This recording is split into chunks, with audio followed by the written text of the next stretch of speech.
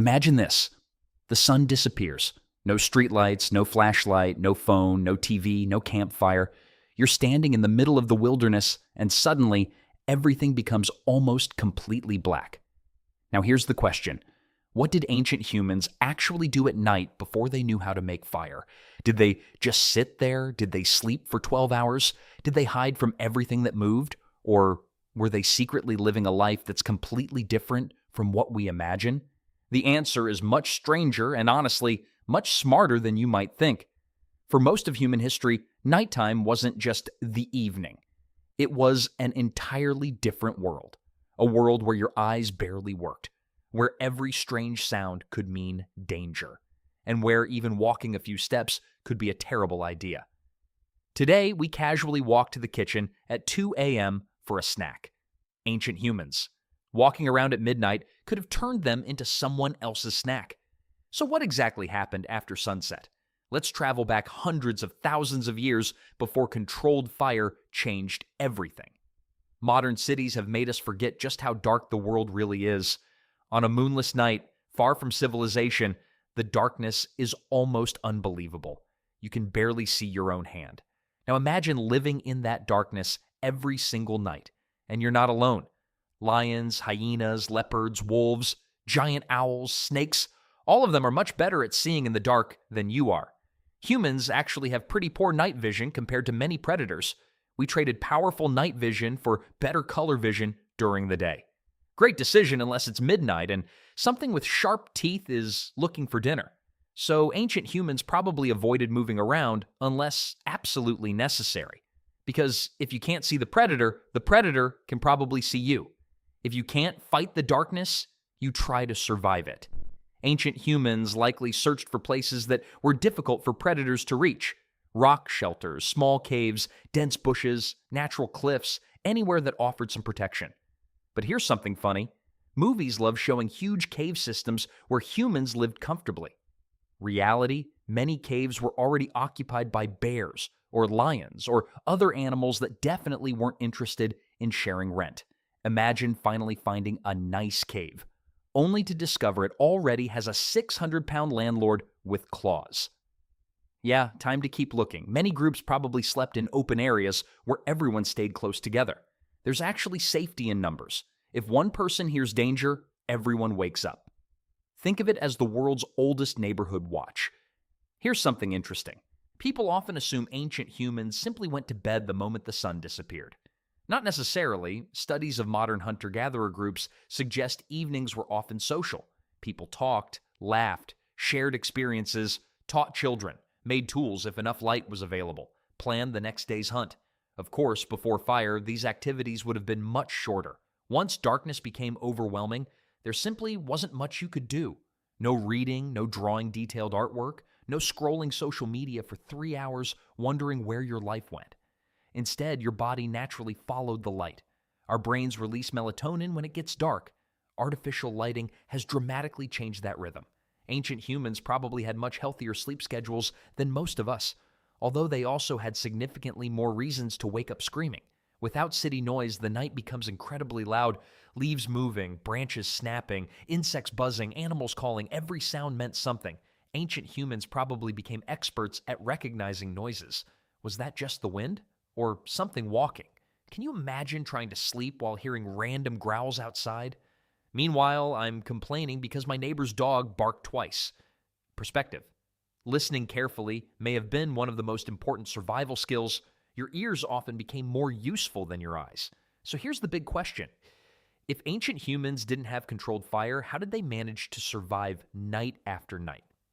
The answer is surprisingly simple. They didn't survive because they were the strongest animals.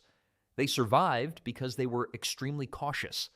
One of humanity's greatest evolutionary advantages has never been sharp claws or powerful muscles. It's our ability to recognize danger before it happens. Archaeological evidence and studies of modern hunter-gatherer societies suggest that people rarely took unnecessary risks. At night, staying alive often meant doing almost nothing. Instead of wandering around in darkness, groups likely remained together in places they already knew well. They would have learned which locations were safer, where predators usually traveled, and which paths to avoid after sunset. In other words, they relied on knowledge more than bravery. And that makes a lot of sense. Imagine trying to outrun a leopard in complete darkness. That's not a strategy. Avoiding the leopard in the first place is. Scientists believe early humans were excellent at reading their environment. Broken branches, fresh footprints, animal droppings, unusual silence. These tiny clues could reveal whether a dangerous predator had been nearby only hours earlier. To us, they're easy to miss. To them, they could mean the difference between waking up tomorrow or not waking up at all. There's another important detail that's easy to overlook. Ancient humans almost certainly weren't alone. They lived in small groups that depended on cooperation. While everyone eventually needed sleep, it's possible that not everyone slept at exactly the same time.